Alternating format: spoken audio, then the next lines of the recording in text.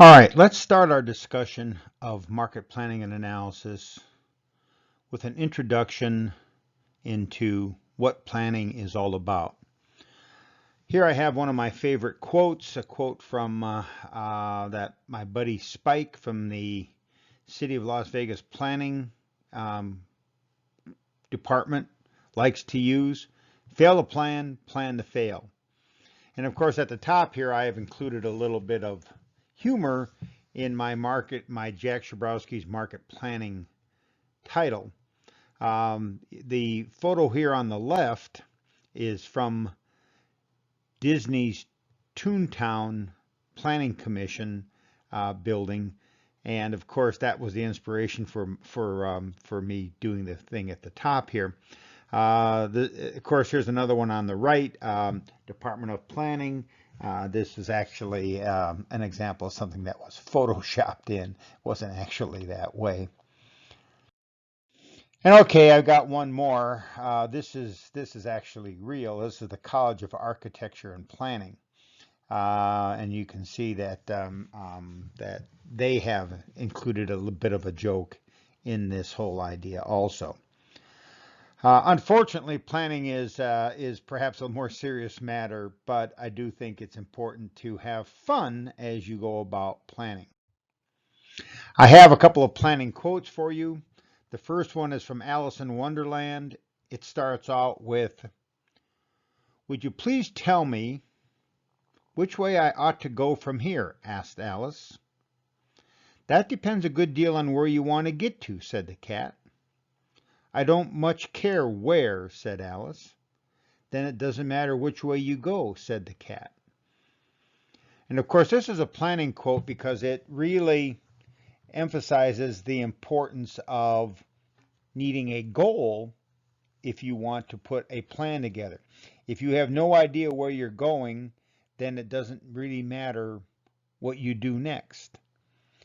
But most of us are more goal-oriented than this, and as a result, as we develop goals in our lives and at work and for new products or whatever, we do need to have a plan in terms of how to get there. I then have a quote here by General Dwight Eisenhower: "Plans are nothing, planning is everything." And I assume that most of you know who General Dwight Eisenhower is. He was, of course, the general in charge during which war? That's right, World War II. And he was in charge of what? That's right, Project Overlord. He was in charge of coming up with a plan to reinvade Europe after the Allied forces had been all driven to England and were across the English Channel from Europe, and Germany controlled all of Europe. And all Eisenhower had to do was come up with a plan to invade Europe.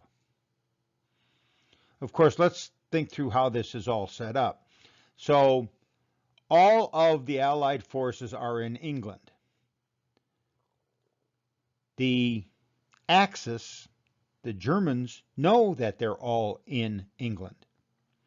But somehow Eisenhower has to come up with a plan to invade Europe. Well, the Germans do a lot of reconnaissance and spying, and so they're going to have a pretty good of idea as to what the Allied troops are going to try to do to invade Europe. So Eisenhower now has to come up with a clever plan to, in one way or another, surprise the Germans and invade Europe in a way that catches them off balance to minimize the potential injury and deaths for the Allied troops.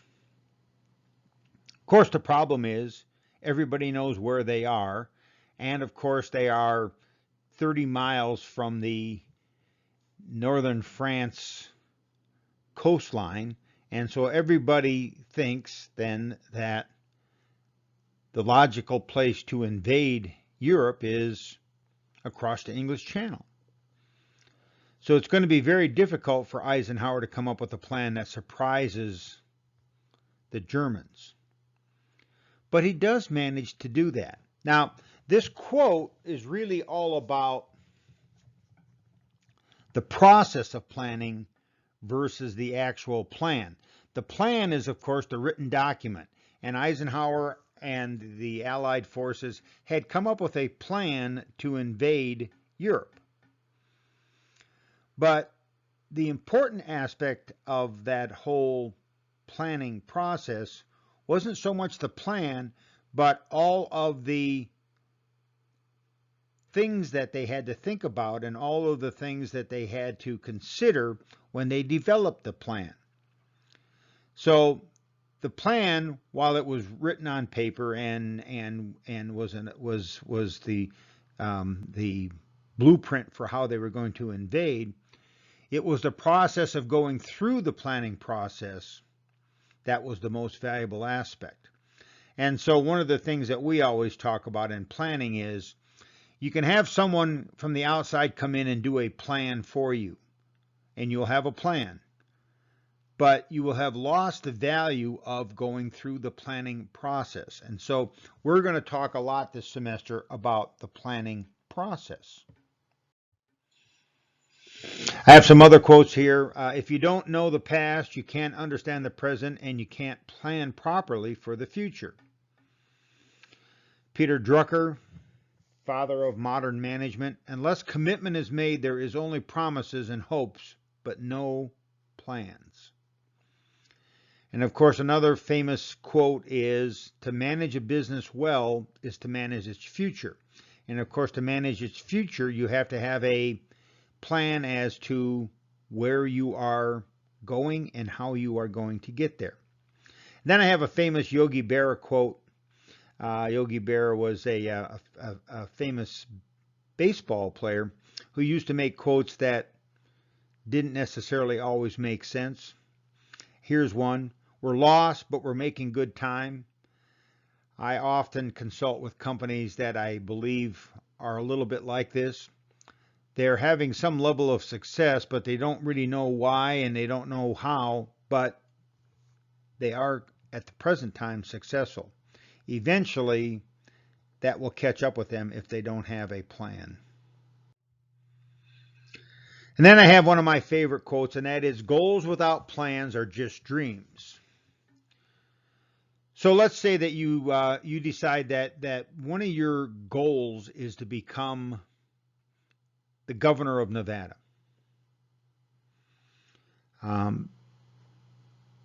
That goal is simply a dream unless you have a particular plan in place to make it happen.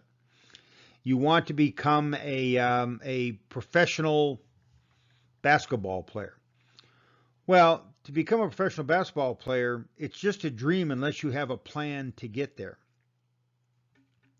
Many years ago, when I first moved to Las Vegas, Dr. Cross used to live right down the street from me, and every summer I would have my 3 nephews visit me from New York. And the 3 nephews' names were Carl, Clayton, and Nicholas. And Nicholas was the youngest. And Dr. Cross was over one morning. We were having coffee, and Nicholas was sitting there having his bowl of cereal for breakfast. And Dr. Cross said to him, "Nicholas, what do you want to be when you grow up?" And Nicholas said, "Well, I'm going to be a rap singer." Dr. Cross looked at me, and I looked at Dr. Cross. And Dr. Cross said, "Well, how are you going to make that happen?" And Nicholas said, "Well, when I get a little bit older," he lived in Brooklyn, New York. He said, "When I get a little bit older, I'm going to go into Manhattan every weekend, and I'm going to sing on the street corners until I get discovered." Well, about this is about the time when I want to interject a little bit of uncle wisdom and suggest that perhaps he ought to have a backup plan that includes going to school. But just as I started to get into the discussion, Dr. Cross said to me, well, that's pretty good. You know, he's a 12-year-old kid who has a goal and a plan to make it happen.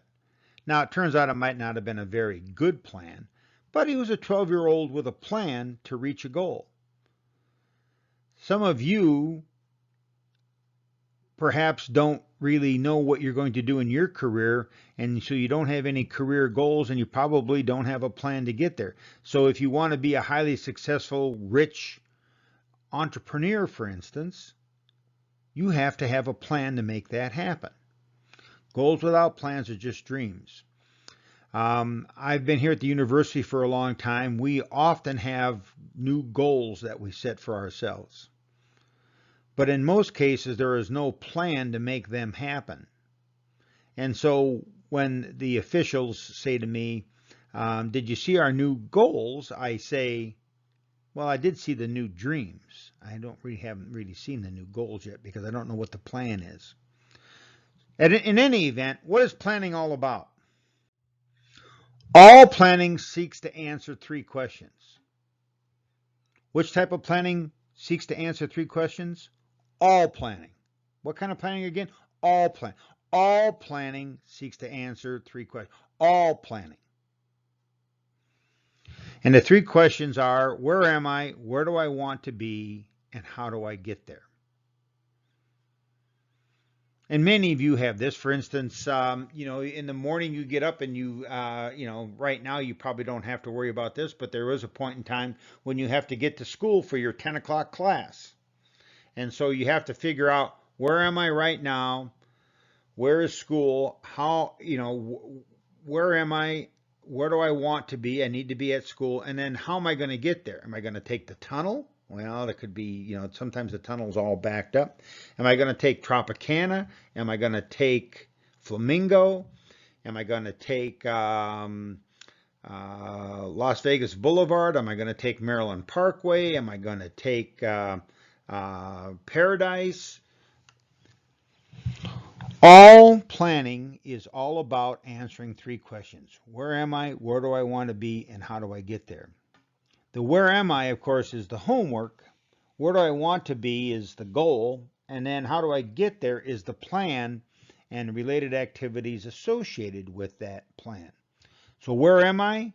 Where do I want to be? How do I get there? Question one, where am I? Well, the where am I is the situation analysis. I have a little quote here by Albert Einstein. If I had an hour to solve a problem, I would spend 55 minutes thinking about the problem and 5 minutes thinking about the solutions. So Albert Einstein's argument is that the planning process needs to focus on the situation analysis.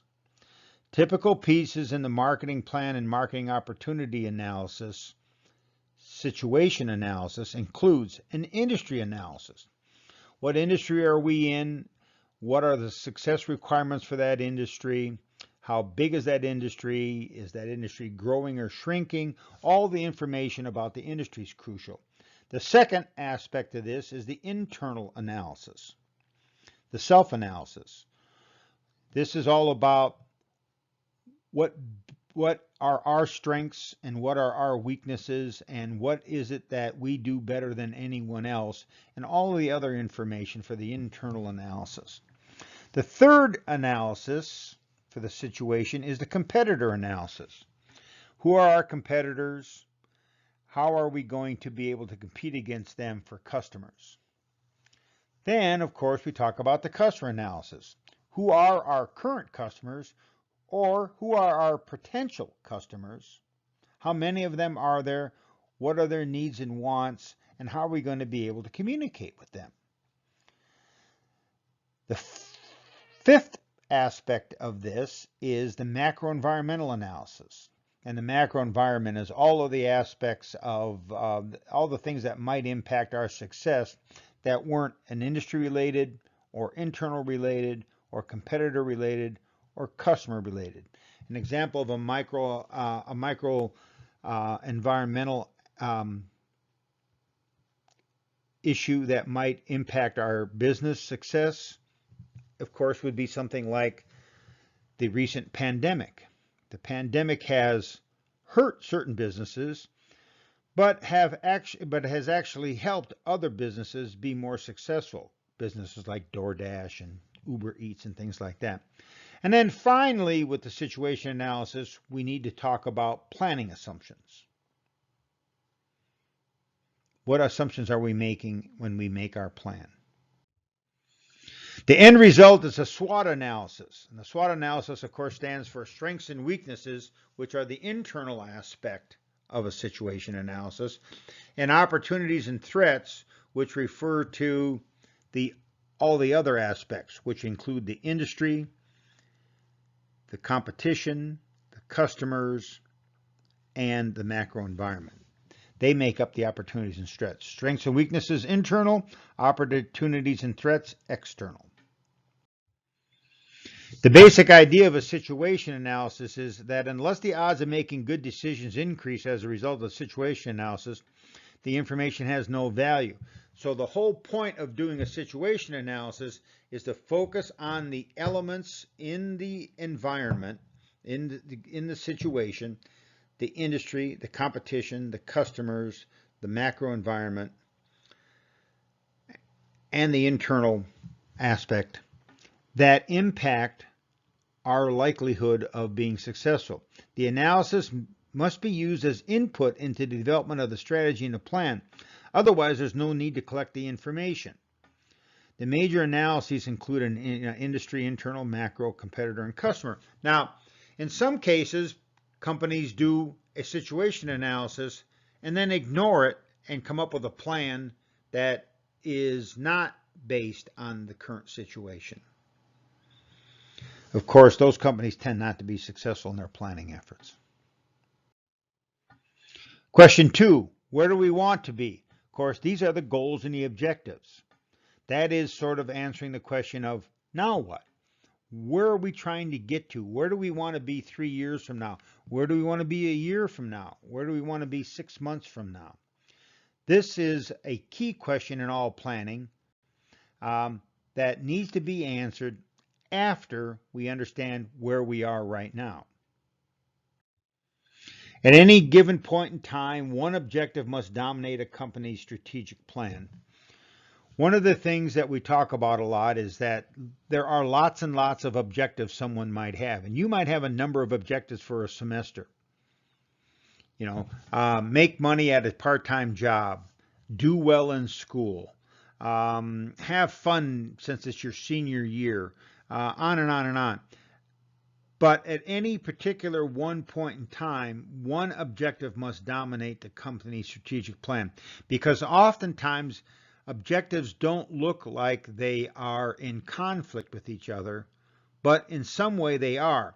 This idea of one dominant objective helps us to decide how we're going to allocate our resources.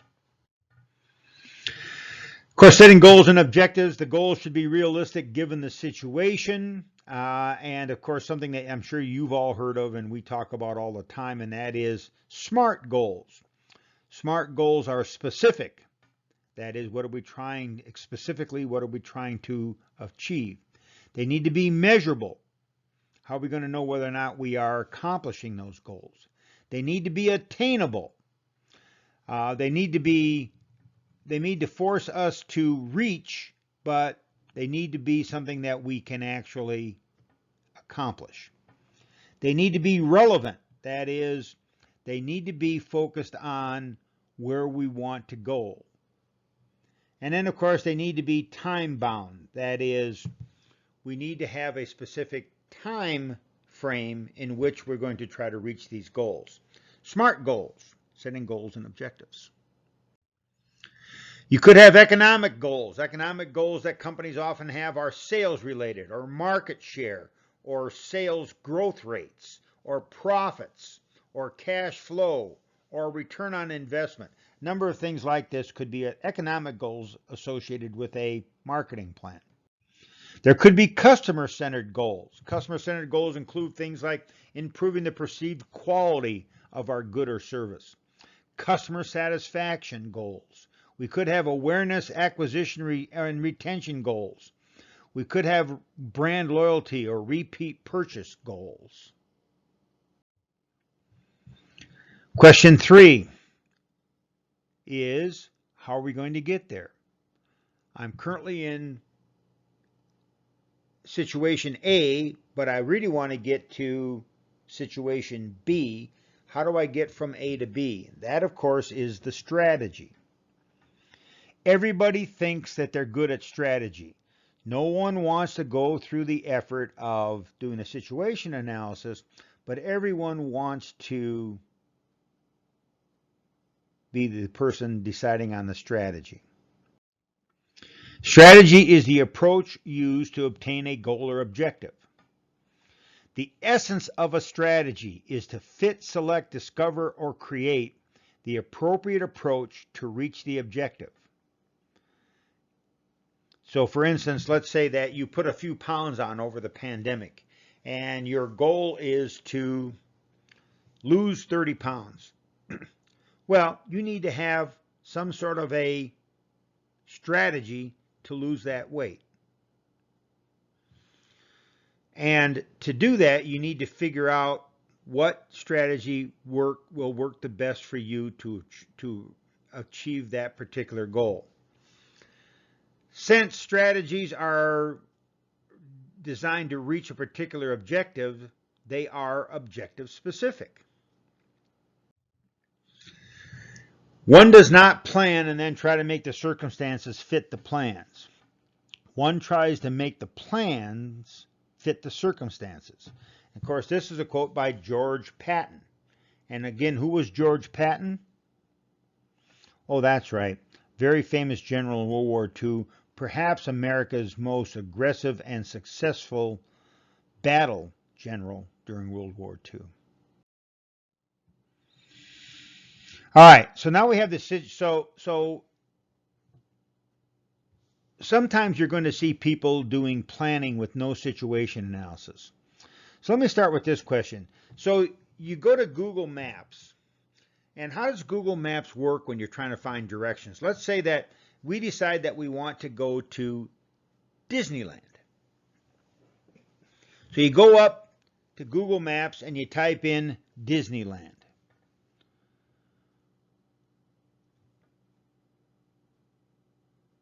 Will Google Maps give you directions? Well, not right away. The first thing Google Maps wants to know is, well, where are you starting from? So are you trying to get to Disneyland from Las Vegas, or from Phoenix, or from San Diego, or from Rancho Cucamonga, or from St. Louis? Because the way that maps work is maps come up with strategies to get from one place to another. Just like plans are designed to get us from one place to another. But for the map software to determine the best route, they need to know where you're starting and where you want to end up.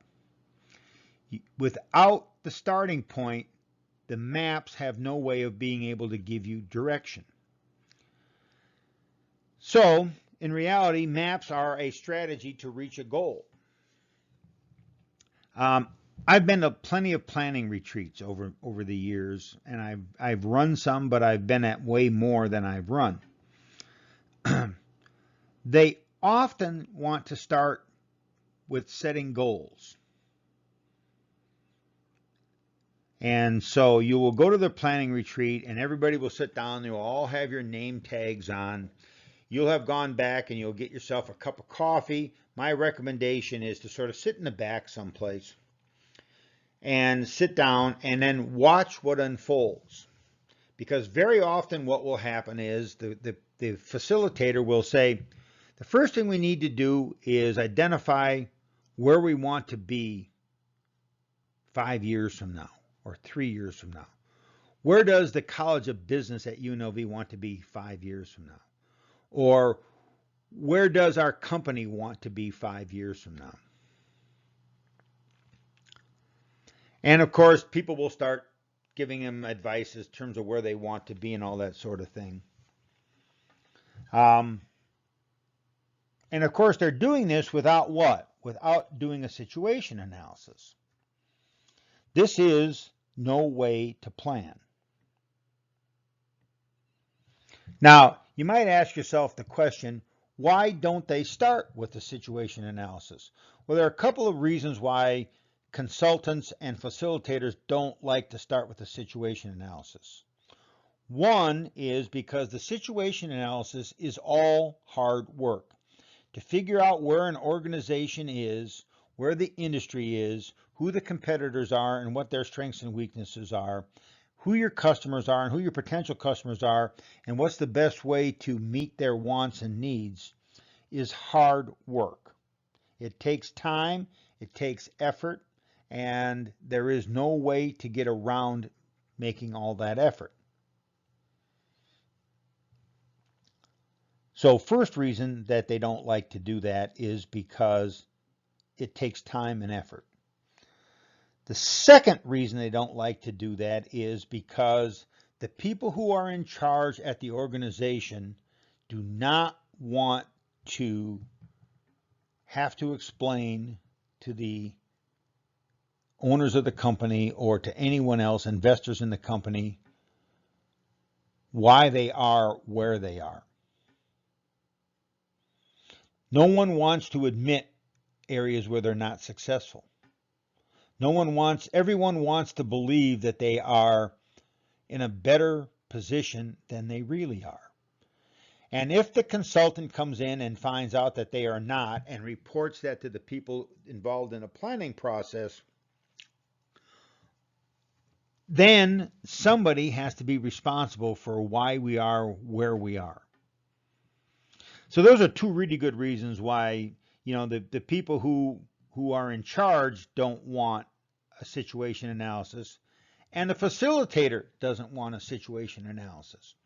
But here's what typically happens, and I've done this myself, is when they start this way by going through goal setting, you should raise your hand and say, ooh, pick on me, choose me, and hold your hand up until they finally call on you and say, don't you think that to do a real plan, of course the answer to this is yes, don't you think we should start with a situation analysis so everybody knows and understands where we are right now so that we can set smart goals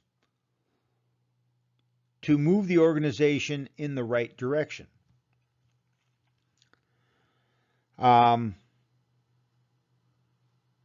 Sometimes the facilitator will say, yes, and I have that information right here. Most of the time, they will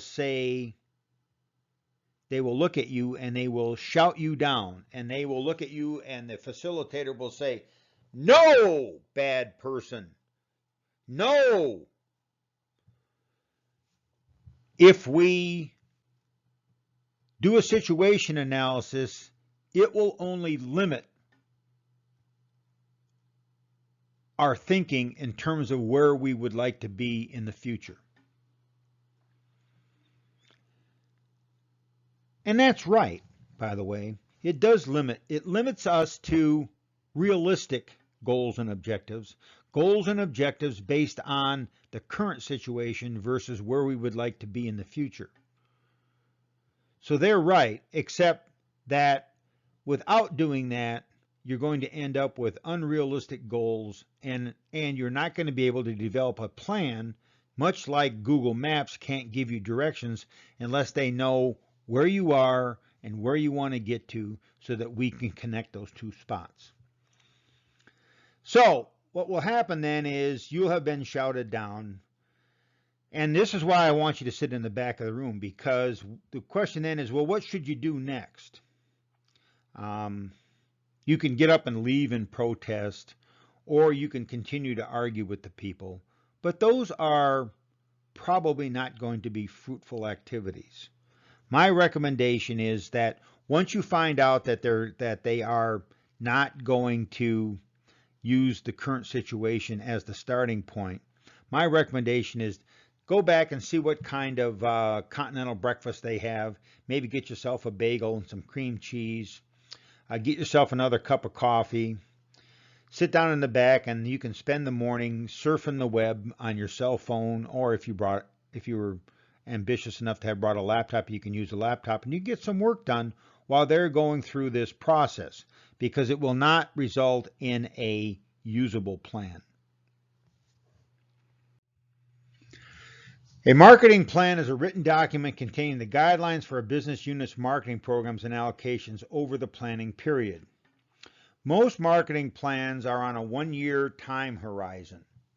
I prefer a rolling horizon approach, and it's typically a 3-year rolling horizon. That is, I do a marketing plan every year, but I run the marketing plan out for 3 years. And so every year I update the plan, and every year I end up with a 3-year rolling horizon look at the business.